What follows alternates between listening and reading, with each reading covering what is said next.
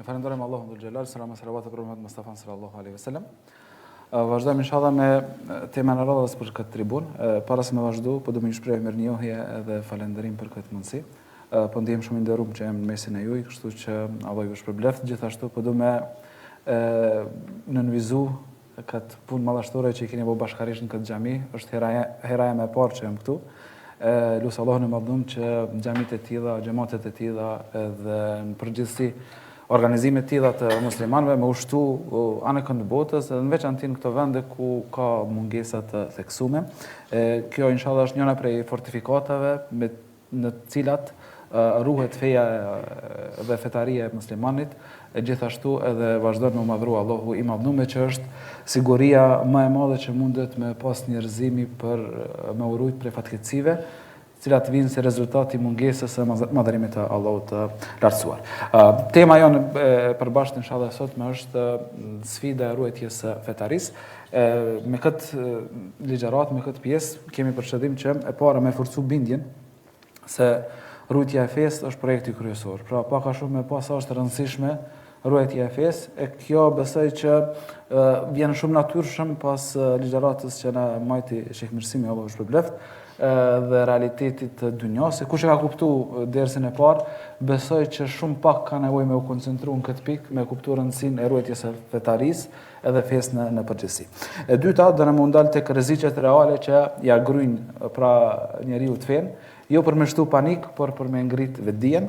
Edhe treta, inshallah do na mi trajtu bashkërisht disa metoda praktike që janë zbatueshme, të cilat duhet më janis më njëherë, jo me lënë për të nesërmen, jo me lënë për më vonë, mirë po, më njëherë mi aktualizu brenda një plan programit ton, brenda sistemit ton, në mënyrë që me mujt me arrit rezultate. Mos me kanë, dhe me thonë thjesht, kjo një prej netve të zakonshme, ku jemi kënaqur që i kemi dëgju disa fjalë, disa ajete, disa hadithe, mirë po nuk kanë kriju asnjë efekt, apo nuk kemi marrë asnjë fryt prej saj.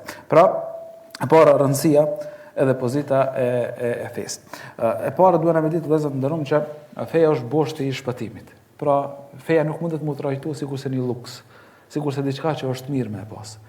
Nëse nuk e ke feja, nuk e kur gjë, e rrjedhimisht nëse ke feja, nuk ke krejt edhe nëse të mungon diçka. Pra, do t'i referojmë ndoshta her pas here këshillave që na ka dhënë Sheh Mirsimi, pra nëse kuptojmë realitetin e kësaj bote që është një diçka e kalueshme, një diçka e afatizuar, që nuk është e përhershme. Rrjedhimisht e kupton gjithçka që ka kjo botë me të ofru, është diçka e përkohshme që nuk ka qëndrueshmëri as vazhdimsi të përhershme.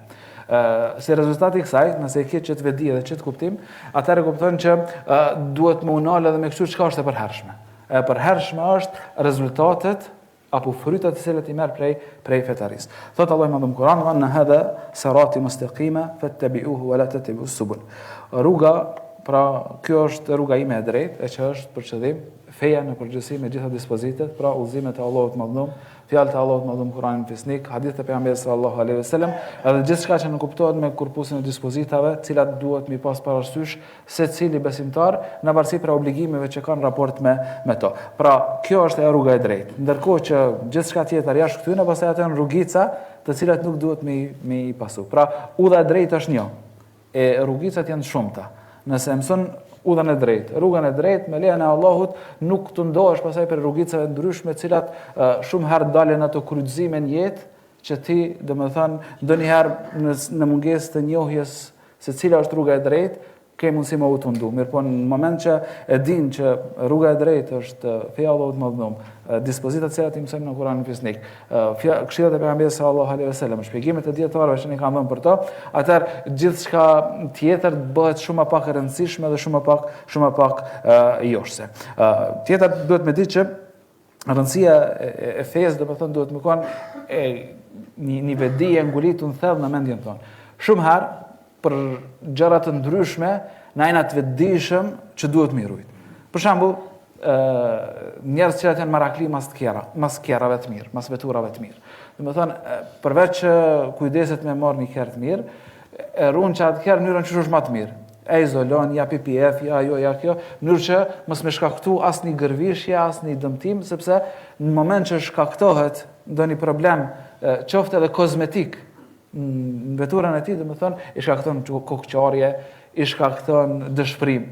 Ndërkohë që shumë prej njerëzve, domethënë prej besimtarëve, feja në shohin si diçka që është aty, mirë po nuk e kupton rëndësinë që duhet me rujt prej grithave, duhet me rujt prej edhe qoftë pjesa kozmetike lëre më kur dëmtohet pjesa përmbajtësore. Prandaj, nëse e kena këtë vedije, pastaj domethënë e kuptojmë edhe pjesën tjetër që ka të bëjë që feja apo rujtja e fesë është prioritet edhe në ato objektivat madhore që janë të fesë islame. Na, domethënë prej Allahut madhëm, prej fjalëve pejgamberit sallallahu alaihi wasallam, i mësojmë që janë disa objektiva madhore, cilat kur ndeshen me gjëra të tjera japin përparësi atyne.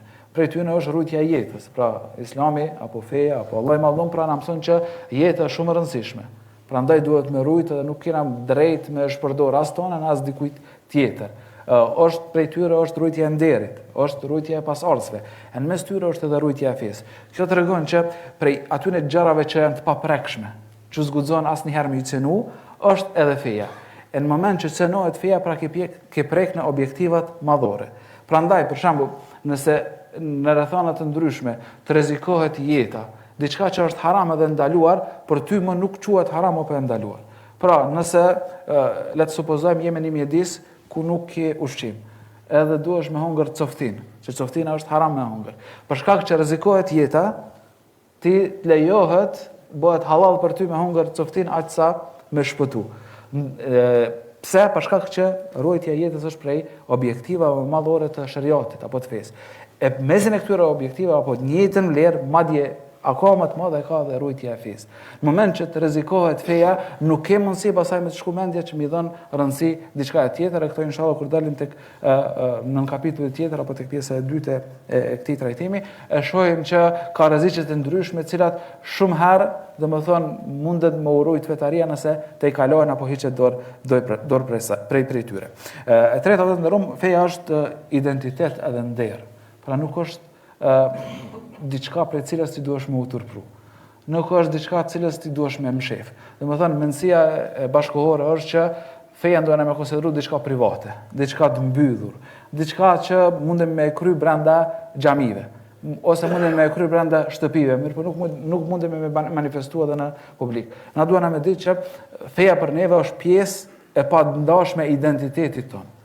Na duhet na më konë musliman në xhami, mirë po edhe jashtë xhamis, në punë, mirë po edhe në rrugë. Pra, kudo që jemi duhet na mi manifestua dhe më konë krenar për identitetin tonë fetar, edhe asnjëherë me asnjë çmim mos me këmbym, meqense është burim nderi edhe privilegji për neve.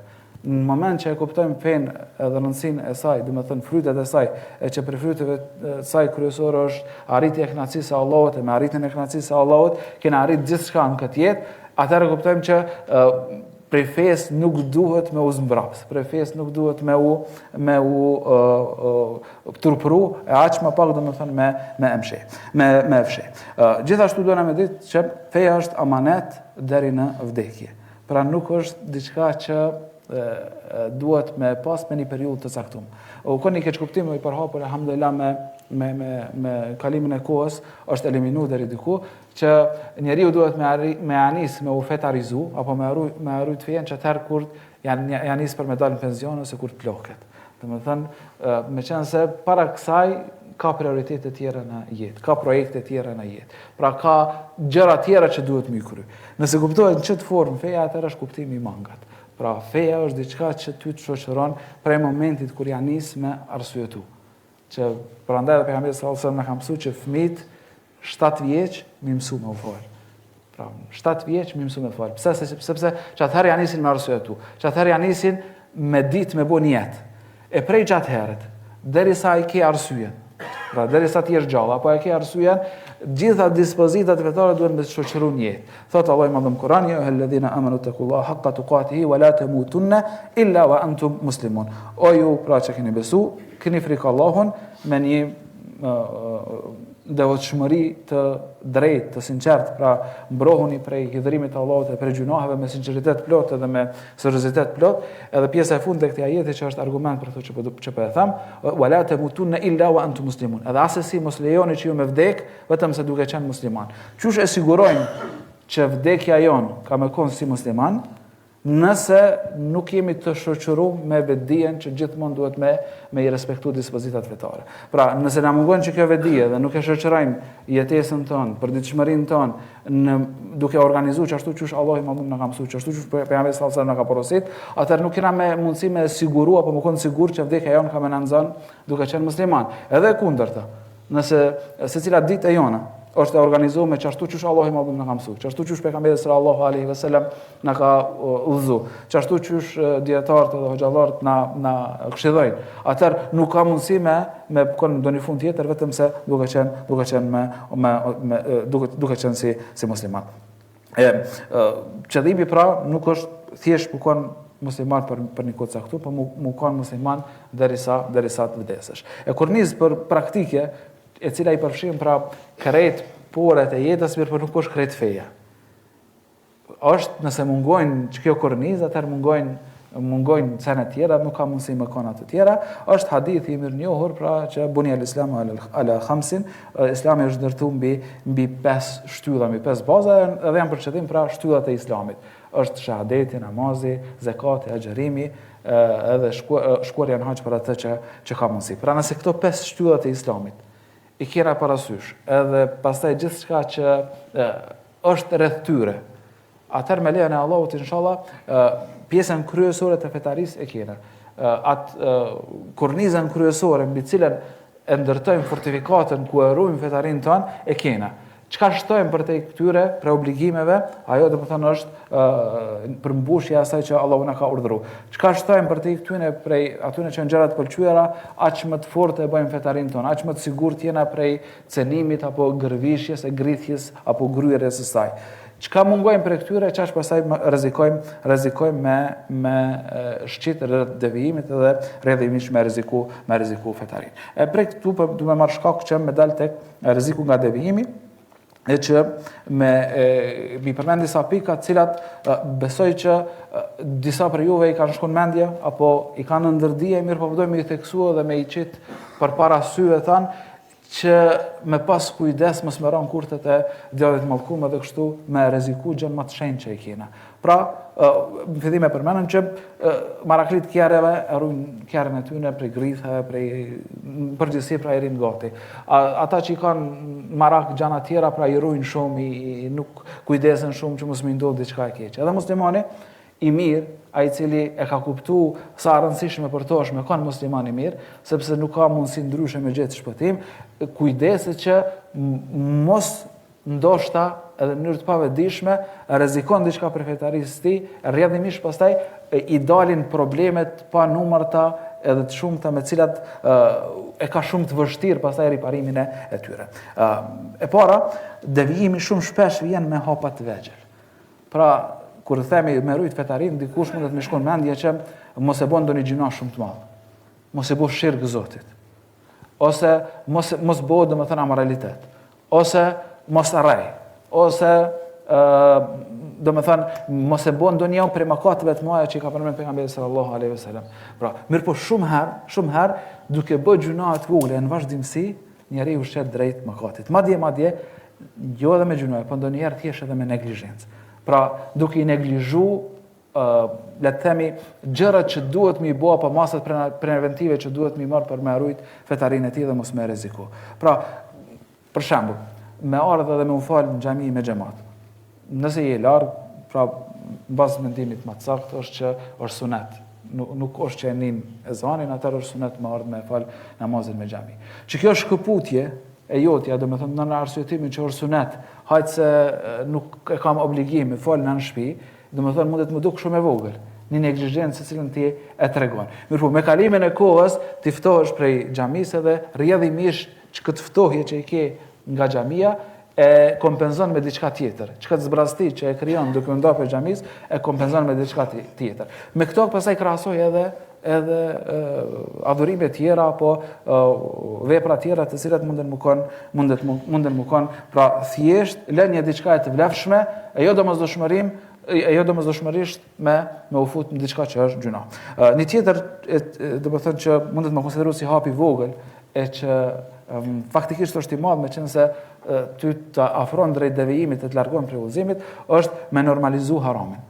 Pra, në rregull se tash ti çashtu është koha dhe shumë rregull është për shembull me marr kamat në bankë, me marr kredi në bankë me kamat për shembull. Shumë rregull është me borxhit blerjet me kamat sepse kredi janë të e bu. Edhe nëse nuk e bën vet, po thjesht normalizimi ose për shembull më qenë se jemi në këtë kohë, pra me normalizu urimin e një feste e cila ka të bëjë me fyerjen e Zotit ton.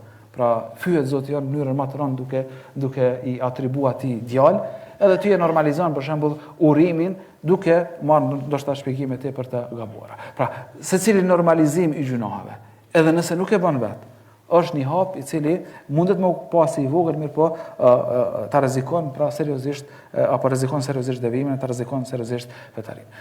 Tjetra është që shumë herë, domethënë njeriu ndihet aq i fortë dhe aq i fuqishëm, sa që thot unë mundem me u marrë dhe me prallat e njerëzve jo kompetent të cilat munden me folë rreth fesë. Për shembull dalin ata të cilat e mohojnë, le të themi, e mohojnë sunetin, që quhen pra disa i quajnë kuranistat, mirë po faktikisht janë mohues të sunetit. Edhe i merr dhe i dëgjon dyshimet e tyre. Pra cilat shpalosen në rrjetet sociale ose ku e di unë. Apo dyshimet e figurave dyshimta, të cilat flasin rreth fesë pa ndonjë autoritet dhe pa ndonjë ekspertizë. Edhe pastaj thot unë jam imun ndaj këtyre dyshimeve. Mirë po, në moment që ti e hap veshin edhe ja jep mundësinë që dikush me t'i tregu ti dyshimet e rrezikon fetarinë, dhe kjo ka ndodhur me alamet njerëz, me njerëz shumë të mëdhenj. Domethënë cilat kanë pas shumë dituri. Në moment që ja kanë nisë me u fut në urat e dyshimta, pastaj kanë ndodhur dhe kanë deviju me Allahu na ruaj prej devijimit. Një tjetër pikë që mundet të më konsiderohet si hapi i vogël, por që është shumë i madh, është me shpërfillë pra sunetin, me shpërfillë traditën e pejgamberit sallallahu alaihi wasallam. Sa herë që e shpërfillim një sunet pejgamberit sallallahu alaihi wasallam, atë rëndom e zëvendësojmë me një bidat, rëndom e zëvendësojmë me një diçka që e hidhrojmë Allahun e madhnom, edhe në këtë formë nuk kena mundësi me rujt pra fetarin ton, edhe e tjetra me radhë që është tepër më rëndësi, është kujdesi që nuk e tregojmë me njerëz të cilës shoqërohemi. Pra është bo normale sot me nejt me shokë që t'aftohin fejnë. Pra që të flasin, domethënë prej perspektivës tyre, sikurse je një i marr, dikush që je marr ti me feje, ti u marr me do prallat, të cilat nuk kanë kurfar dëshmie, e ti qëndron në këtë mjedis duke thënë që secili e ka për veti. Nuk e ka secili për veti. Faktikisht e ka secili për veti për me dhënë llogari tek Allahu i Madhëm. Mirë po, fakti që ti po pranon me qëndru me to, ti je në një rrezik konstant dhe të vazhdueshëm të cenimit fetarisë tonë.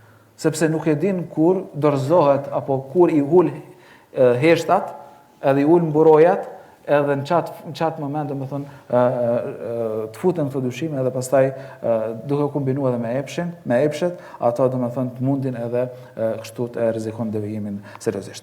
E dyta, duhet na me pas parasysh që janë dy burime kryesore të cilat për cilave na vjen rreziku i prishjes së fetarisë, ato janë dyshimet, pra në moment që ja nisi me dyshu.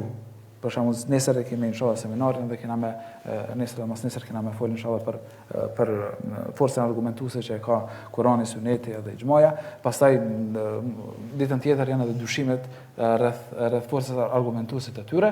Në moment që ty dyshon që për shembull sa është e vërtetë ajo që flitet në Kur'an. Në moment që dyshon sa është e vërtetë ato që na ka treguar pejgamberi sallallahu alaihi wasallam.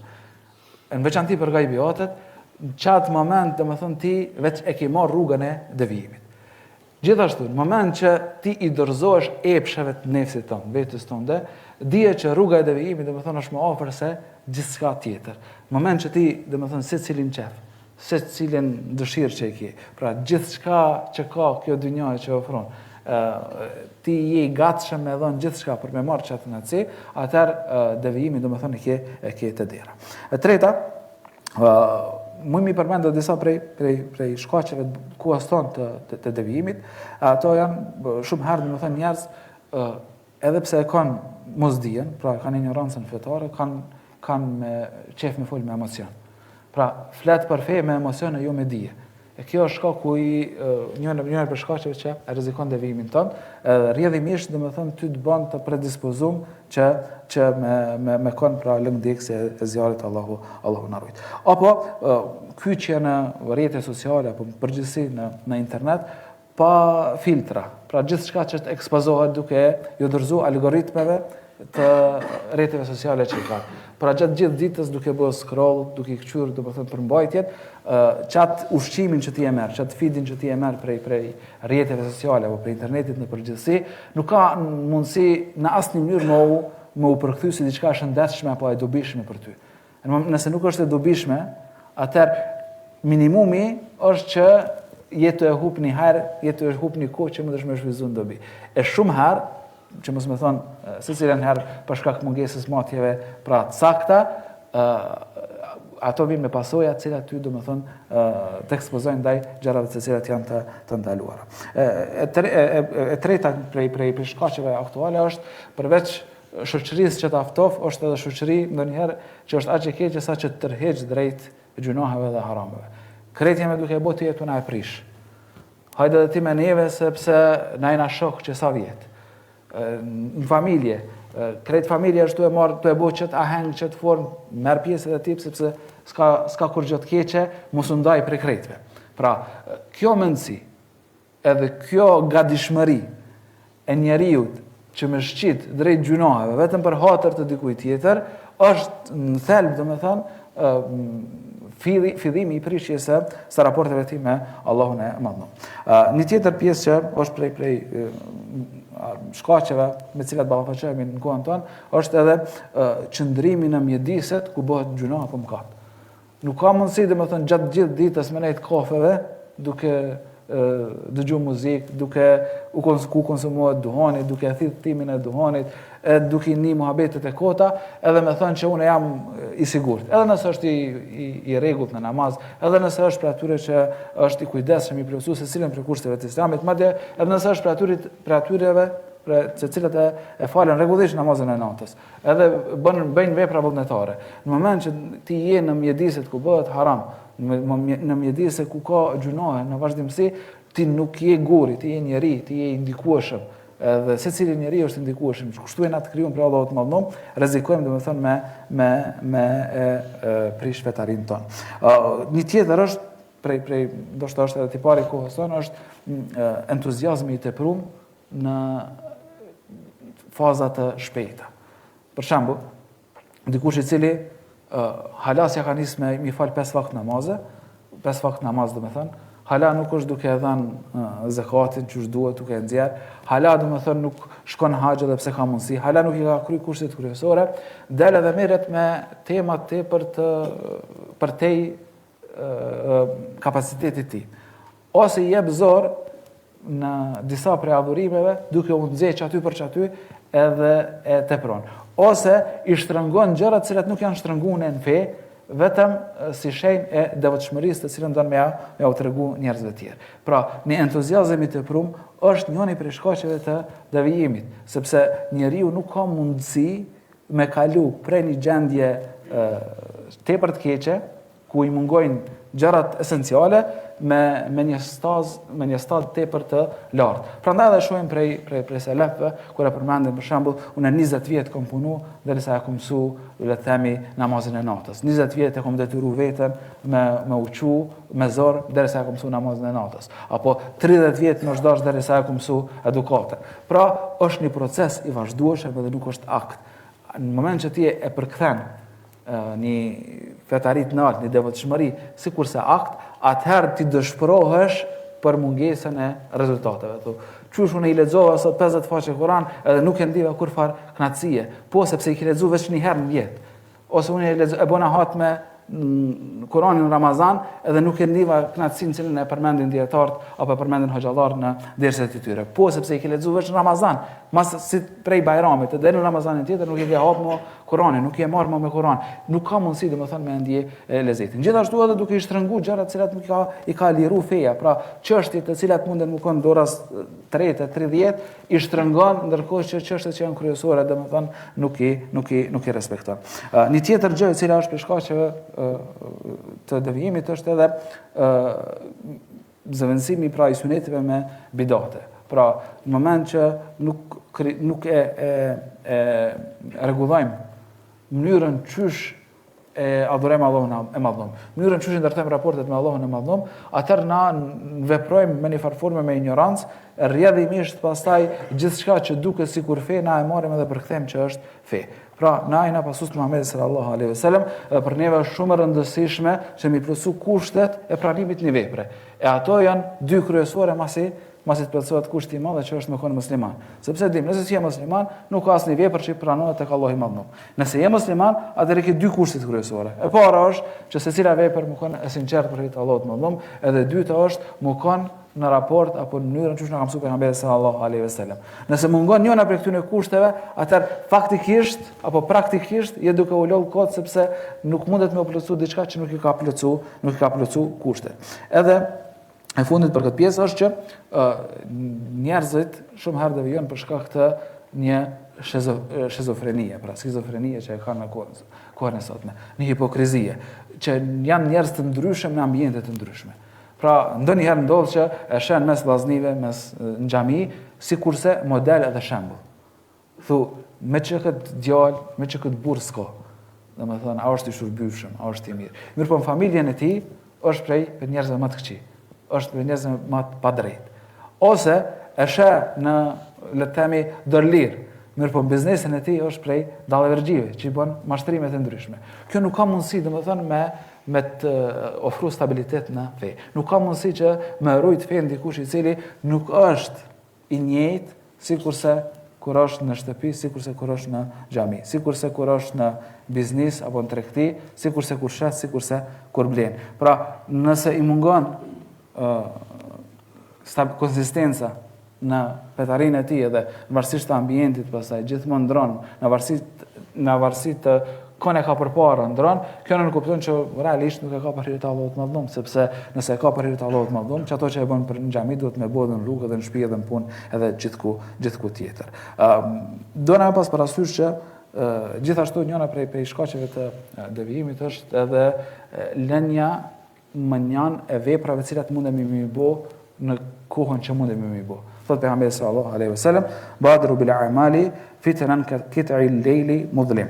Pra, hadithin e transmeton Muslimi, edhe është hadith pra i saktë, shpejtoni me punët e mira, me veprat e mira, para se me ju ardhë ndonjë fitnë që është e errët sikurse një copë e natës. Pra, ti nuk e din me çka kemi u ballafaqu, ti nuk e din çka ka me sjell jeta, ti nuk e din çfarë sprove ke me pas. Prandaj, qatë vepër të mirë që mundesh me e bo, e që i kontribon ruajtjes së fetarisë tënde, që i kontribon ndërtimit të raporteve tua me Allahun e Madhëm, bëje edhe mos e le më vonë sepse nuk e din me çka ke me u sprovu. Një tjetër pjesë që më me përmend këtu është mi pas parasysh disa prej shenjave me cilat e shohim që po dobësohet fetaria jonë. E kjo është disa prej shembujve, mirë po nuk janë gjitha, secili duhet me matë dhe me këqyr veten, me një farë formë mi bo mi këqyr checklistën e tij, me pa çka prej këtyne janë duke e mundu rrjedhimisht, nëse ka disa prej këtyre me shpejtu, me rregullu, sepse devijimi, domethënë, është i ngadalshëm, mirë po ndonjëherë në ngadalsinë e tij që në qaq largë sa që ti nuk e merr vesh. Është pak a shumë sikurse kur je në Bregdet, edhe je me ndonjë, le të themi, vark ose ku e di unë. Val, domethënë, nëse hutohesh për një moment, mundet me të çush shumë larg Bregdetit pa e marrë vesh ti. Pra, devijimi është i tillë, të merr, domethënë, edhe tërheq një gjuna, një mëkat, të tërheq një mëkat tjetër, që kam përmend dietar, sikur të mos të kesh pas gjunahu, do një pasojë tjetër, veç kësaj pasoje, që mas një gjunahu je i rrezikum që me kryer një gjuna tjetër i shkon boll. E lërë më, domethënë që i ka edhe pasojat e tjera. Prandaj duhet mi pas parasysh. Disa prej tyre është për shembull pakujdesia që e tregojmë gjatë kryerjes së namazit. Qoftë tek forma dhe përkushtimi që e kena, e qoftë tek koha kur e kryjm namazin.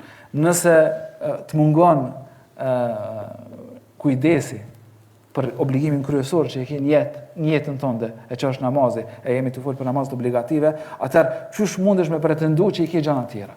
Domethënë shumë prej muslimanëve i nim flet për tema për shembull Palestina, flet për tema ligji, kodi civil, ajo, kjo. Kur e pyet, domethënë nuk e ka namazin. Namazi është ABC-ja, është e para. Nëse nuk e ke namazin, s'ki drejt me konë asë në dhomën ku flitet për temat tjera. Lere më diçka më pak. Do me thonë, në moment që ti je neglijent ndaj namazit, nuk e kryen çu duhet namazin, atër dije që rruga që e ke marrë është drejt rënimit ton të përhershëm, Allahu na ruaj, ajo drejt shpëtimit. Një tjetër prej shenjave që duhet me i kontrollu në vetën tonë është me kontrollu zemrën apo shqetësohet për gjunohe. Qoftë gjunohet që ty vetë i kryen edhe bjen to, e që janë më të rënda, qoftë gjunohet kur e sheh që është duke i kryer dikush tjetër. Jo për shkak që më shoh gjunaqarin. Po gjunohun do të thënë që e kryen gjunaqar, ai përgjigjet tek Allahu i Madhnom. Edhe Allahu i Madhnom nëse do në mëshiron në mëshirën e tij, e nëse do në ndryshkon në drejtsinë e tij. Mirë po, ti apo mërzitesh që po i bëhet gjuna Allahu i Madhnom. Ti apo të bren zemra jote që po i bëhet gjuna Allahu i Madhnom.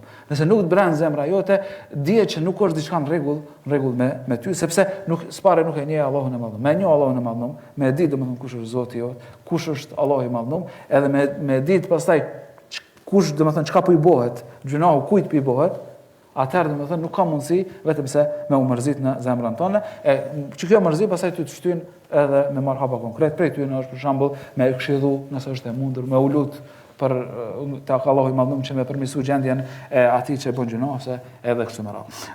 Një tjetër është kur haramet cilat i bën apo gjunat cilat i bën, arsyetohesh me shprehjet e tilla sikurse krejt pi bojnë tash, nuk ke mundësi me ik kësaj. Ata krejt që janë t'i bu, krejt kanë më dhënë përgjegjësi tek Allahu i Madhnom. Po ti a ke arsye? Nashta krejt që ata të tjerë kanë arsye. Nashta krejt që ata të tjerë Allahu ja pranon arsyet. Po ty ata pranon Allahu i Madhnom arsyet. Ty a ke arsye reale që me bë ato që duke e bë krejt. Edhe nëse krejt e bojnë, kjo nuk është asnjëherë argument që është në rregull. Pra duhet me këshyr, nëse është një haram të u bë, nuk ka mundësi me u legjitimu harami me pretekstin që krejt me bojnë. Edhe nëse e bën krejt bota, pra literalisht, kësa janë mbi 8 miliard njerëz, nëse e bojnë një gjuna, ai nuk bëhet halal përveç nëse Allahu i Madhnom pra ka bërë për arsye të legjitime. Mirë po jo për shkak që janë duke e bë krejt. Kur humbet respekti për dijen edhe për barësit e saj. Pra, një njeri i cili gjatë gjithë kohës e përçmon diturinë. Pra, i nim fjalët e tilla sikur njerëz kanë shkuar në hane, ju hala po merreni me abdesin. Njerëz kanë kryer këtë apo atë arritje shkencore, ndërkohë që ju hala po merreni, a duhet me hy me këmbën e djathtë apo me këmbën e majt në nevojtore. Pra, kjo është përçmimi i dispozitave fetare. Në moment që ka fjalë të tilla, në moment që ka shprehje të tilla, kjo tregon për probleme shumë serioze. Edhe tjetër është njëra prej shenjave me cilën përmbyllet këtë pjesë është që kur i zgjedh argumentet sipas qefit e jo sipas bindjes. Pra na e dim që për secilën pjesë duhet të argumentu me fjalët e Allahut më Madhnom, me hadithe e pejgamberit sallallahu alaihi wasallam.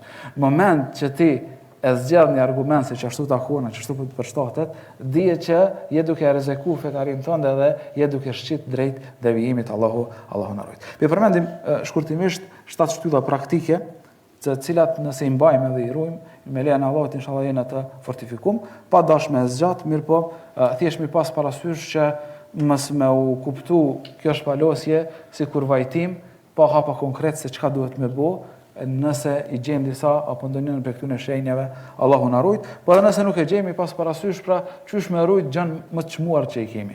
Pra krejt duhen të mukon me një farforme merakli të fetarisë. Pra nëse për kjara, për shtëpia, për ku e diun për pjesë tjera mundet mukon ose mos mukon merakli, pra pëlqen apo s'pëlqen mukon më marr me atë pjesë, për fe edhe për fetari nuk ke alternativë tjetër, nuk ke zgjedhje tjetër. Nëse jep nefsi zgjedhje tjetër, aty e ke hub luftën hala pa e nis. E para është muslimani nuk duhet me leju që mos me marr dijen minimale të domosdoshme. Çka është dija minimale e domosdoshme? Është me ditë dispozita edhe rregulla për gjithçka që e ke obligim me bë. I ke obligim namazin, je obligum me ditë çysh me kry namazin që Allah me ta pranon. Të bëhet obligim zakati, je obligum me ditë çat lloj zakati çysh me nxjerr. Duhet me mësu pra me ditë çysh me nxjerr. Je obligum me agjëru, duhesh me ditë domethënë çka e prish, çka se prish xherimin, kur të lejohet me prish, kur s'lejohet me prish. Ke ndonjë rast veçantë që të përjashton prej masës, je obliguar me ditë që atë rast të veçantë, a vlen apo çka aplikohet dhe çka nuk aplikohet tek ti. Të bëhet obligim haxhi, je obliguar me ditë rregullat e haxhit. Pra je obliguar me ditë. E dyta, prej gjërave pra që na ndihmojnë me rujt fetarin, e që është pa mjaftueshme sado që e përsërisim edhe përdorim është kujdesi që tregojmë për namazin tonë. Ky kujdes pra variant është për çfarë grupi janë të fol të njerëzve. Nëse janë të fol për njerëzit që hala se kanë nis as më fal, atëherë i themi këtyne niseni me fal xhuman edhe me lejen e Allahut me nis edhe 5 vakt namaz.